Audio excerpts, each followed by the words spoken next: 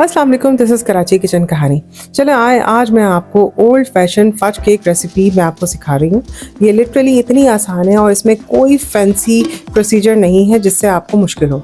सबसे पहले आपने मोल्ड तैयार करना है जो केक मोल्ड होता है, और पार्चमेंट पेपर को मोल्ड के ऊपर इस तरह सेंटर में रखकर राउंड शेप कट कर लेना है, जिस तरह से मैंने किया हुआ है। बिल्कुल वैसे ही आप देख के प्रोसीजर को फॉलो कर लीजिए।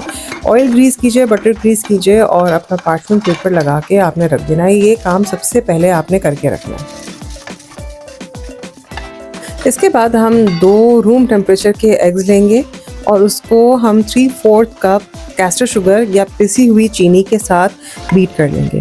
बीट इतना करना है कि कैस्टर शुगर और एग्स जो हैं वो यकजा हो जाएं, ठीक है, और थोड़ा सा फ्लफ़ी हो जाए। ज़्यादा ओवर बीट नहीं करना है, हार्डली 1 मिनट।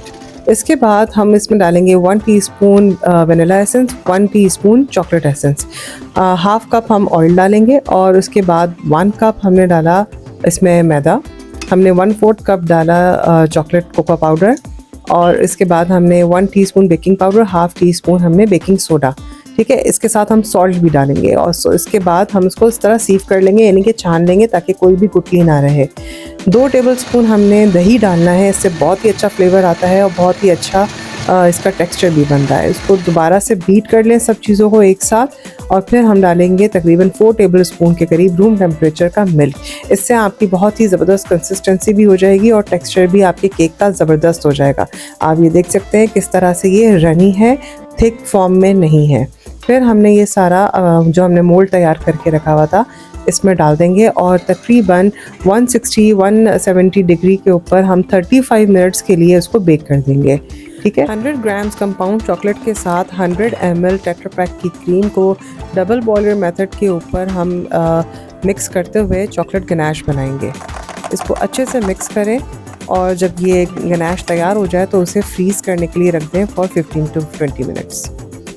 देखें यहाँ पे 35 मिनट्स के बाद केक बेक हो गया, और इस तरह से हमने चेक करना है थ्रू टूथपिक या एनीथिंग, आप उसको चेक कर सकते हैं कि इसके अंदर से वो केक का कोई गीलापन ना आ रहा हो, ठीक है। अब हमने ये जो फज क्रीम है ये हमने निकाली और इसको अच्छे से बीट किया, और यहाँ पे हमने डाला 4 टेबलस्पून कैस्टर शुगर और आइसिंग शुगर के साथ हमने इसको बीट कर लिया अच्छे से।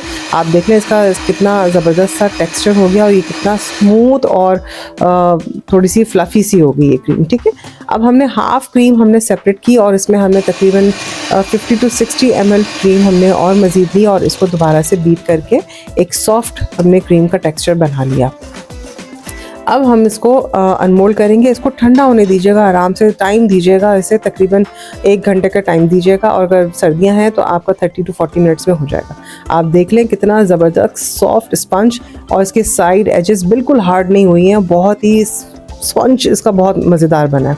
अब जो इसका टॉप जो इसका डोम बना हुआ है वो हम निकाल देंगे ताकि हमारा जो केक है वो एक स्मूथ लेवल का टेक्सचर का बन के तैयार हो। अच्छा, क्योंकि हम बेकर नहीं है तो हमारे पास सारे टूल्स नहीं है।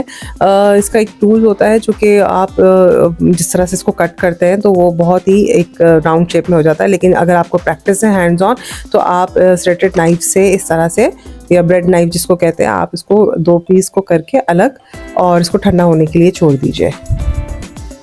जब ये अच्छे से ठंडा हो जाए तो यहाँ पे आपने अपनी आइसिंग निकाली जो चॉकलेट फज आइसिंग है, और इसके बाद आपने इसका एक जो लेयर है वो लगा दिया। अब ये मैं यहाँ पे इसके ऊपर लगाऊंगी एक नॉर्मल रूम टेम्परेचर का मिल्क, मैंने तकरीबन 3/4 टेबलस्पून निकाल के रखा था, और इस तरह से सोक कर देंगे इसको स्पंज के ऊपर। अब यहाँ पे जो हमें थोड़ी सी थिक वाली जो लेयरिंग थी आइसिंग की वो हम लगाना शुरू करेंगे इसके सेंटर पार्ट में, और जितनी भी थी आइसिंग वो सब की सब हम इस्तेमाल कर लेंगे। आप एक दफ़ा इस रेसिपी पे हैंड्स ऑन एक्सपीरियंस अगर आप ले लेंगे और आप एक्सपर्ट हो जाएंगे, आई एम श्योर कि आप दूसरी रेसिपी को कभी भी ट्राई नहीं करेंगे। ये इतनी इजी और झटपट वाली रेसिपी है और मुझे सबसे ज़्यादा आसान लगती है। ड्यूरिंग रेसिपी आप लोग को सिखाने के लिए मैंने सोचा कि चलो कोई फैंसी प्रोसीजर निकालते हैं, लेकिन मुझे कुछ समझ में नहीं आया, मैंने दोबारा से इसी रेसिपी को बना दिया, इसलिए मैं इसको कहती हूँ ओल्ड फैशन फज केक। अच्छा, अब हमने दूसरा लेयर भी लगा दिया स्पॉन्ज का और हमने इसी तरह से मिल्क सोक कर दिया। ठीक है, इससे ये होता है कि अच्छा सा स्पंज जो है आपका सॉफ्ट और मॉइस्ट हो जाता है। ठीक है, ज़्यादा नहीं लगाना, मैंने 2-3 टेबल स्पून लिए थे, उसमें से भी ये बच गया। हल्का हल्का आपने इसको करना, बहुत ओवर गीला गीला नहीं करना प्लीज़।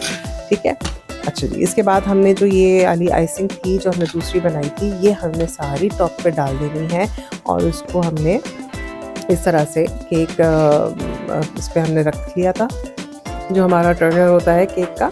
और इस तरह से हमने बहुत ही एक बेसिक जो आप कहना चाहिए, अगर आप घर में क्रेविंग हो रही है आपको फज केक खाने की, तो मार्केट से ख़रीदने से बेहतर है कि आप घर में बहुत अच्छा और बहुत ज़्यादा क्वांटिटी का आप बना सकते हैं। मैं तो अक्सर ईद के ऊपर अपनी फैमिली के लिए बना के ये लेके जाती थी and they literally enjoy a lot. ठीक है, एक दिन पहले बनाइए अगर आप अपने घर की दावत वगैरह के लिए बनाना चाह रहे हैं।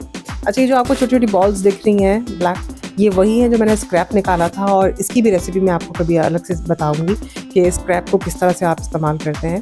और इसके साथ मैंने केक डेकोरेट कर दिया। तो आई होप आपको रेसिपी अच्छी लगी होगी है, तो बनाइए, खाइए, एंजॉय कीजिए और मुझे दुआओं में याद रखिए। चलती हूँ, अल्लाह हाफ़िज़।